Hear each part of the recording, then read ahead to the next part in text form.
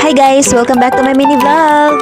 Ug mao na ni guys, nag-overnight gyud among washing machine sa sulod sa sakyanan. Unya nakalimot pag gyud ko palondre aning hapin sa amo ang sofa. Murag dili na gyud ako ni malondrihan ba kay ako na lang siguro magkuan ani kay bago biya akong washing. Chareng! Unya kaning bricks, palit ni habi dito, gilakaw gyud niya, nigituyuan gyud niya nagpalit ka ng bricks niya para patungan aning washing no kay unsaon na lang mabasa. So wala na human ang ako ubang nilabhan. O napa ko mga hinumulan diha, mga puti. So mga kuan magu ko maglaba mga every 15 days ko nagalaba kay kami lang manduhan ni habi. Na timingan gyud ni tiurok gyud akong daan nga washing. So ni-give up na gyud siya, wala gyud kuno siya pag-asa. Unya kay timing man pod kay moanhi ang among electrician. So namalihog na lang pod mi ani no, padayong ani. Ug unta maabot na siya 10 years no. Kay kami ra man duha ani mag-uban. 8 kilograms na siya guys no. Murag ganahan na jud ko ani manglaba ba. Kay pindot-pindot na lang, mabagting na lang siya nahuman na oh ihalay na ko.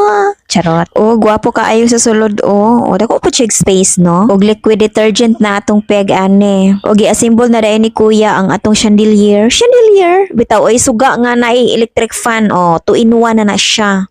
Tapos, gi-assemble pa na ni kuya diha. Ug katong nasa carton nga nakapatong mao to kung old na suga. Suki na gyud kaayo namo na among electrician, si kuya rin nan in town. Tanan mga trabahoon diri sa balay siya gud among madali-dali. Ay all around na daay ning trabaho ni kuya rin nan. Bisan unsa pa nang trabaho diha sa sulod sa inyong balay ug sa gawa sa inyong balay, pwede kayo niyo siya i-hire. Ug dili mo magmahay guys kay quality man pud ang iyang work. Ug kaning LED light si habi pud ang nagkuan ani no, nagutingkay pud ani no, giyan na siya gisumpayan og kuan kanang unsay pangalan anang kanang isaksak ko para musiga. So happy kay siya kay na ano na gid niya, na figure out na gid niya. Para na ito sa spa sa ako ang manghod no. So itaon na pud to siya ugma siguro puhon. Ug kani among ceiling fan guys, ganahan ra pud ko kay dili kay siya dako, dili pud kay siya gamay. And then aesthetic pud ihang color brown.